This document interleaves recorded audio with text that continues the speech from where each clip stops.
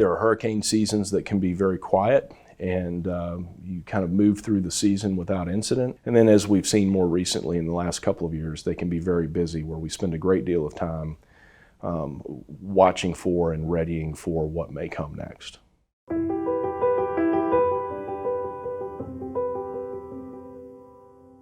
I think leading up to Michael's landfall in the 4 or 5 days ahead, there was a heightened sense of awareness as to that storm's potential, and certainly as it moved closer to the Panhandle, it became very obvious that this storm had a great deal of power and potential to impact the communities in its path. And so in those few days leading up to its landfall, we were spending a great deal of time together with our leadership team throughout the organization, making sure that we were as prepared as we could be.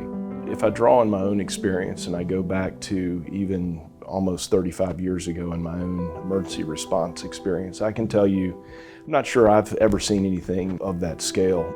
The morning after the storm, we were getting helicopter footage as the first helicopters were going into the market, and to see the broad devastation where whole portions of communities were simply leveled.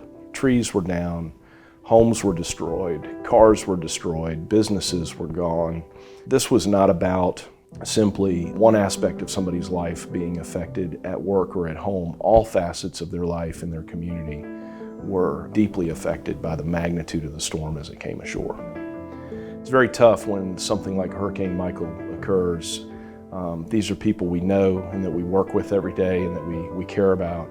We are in these markets and develop relationships and know firsthand the people who are on the other end of the phone, on the other end of the situation. And so it's very personal for us to make sure that we respond as quickly and effectively as we can during their time of need.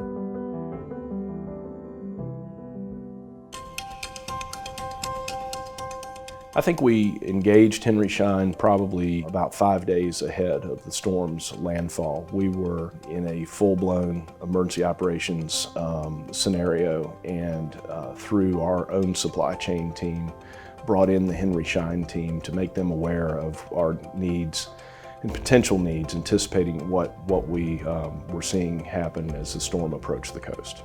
Side by side with us in the conference room here as we were reacting to, responding to, and supporting the need in the local market affected by the hurricane. Within about a week, they had a team of about a dozen people, boots on ground in the community, helping to deliver supplies and stand our practices back up so we could take care of patients locally.